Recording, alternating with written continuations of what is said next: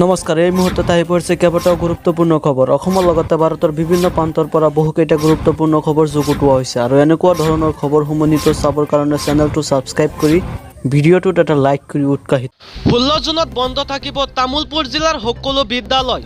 চৰকাৰী বেচৰকাৰী সকলো বিদ্যালয় বন্ধ থাকিব। ভয়ংকৰ বান পৰিস্থিতিৰ বাবে বিদ্যালয় বন্ধ ঘোষণা কৰে জিলা প্ৰশাসনে।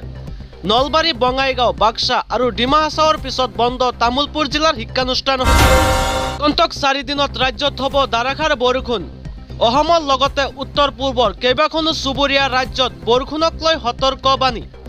অসম, মেঘালয়, অৰুণাচল প্ৰদেশ, মিজোৰাম, ছিকিমত প্ৰবল বৰষুণ হোৱাৰ আশংকা।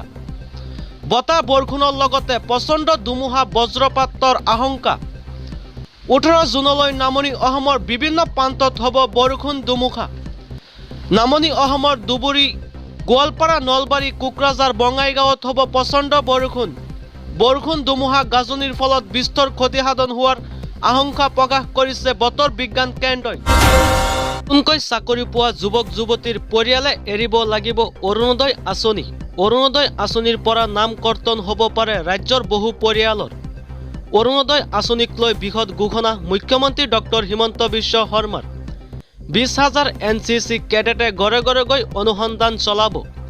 অযোগ্য ব্যক্তিয়ে অৰুণোদয় পালেই কৰ্তন হ'ব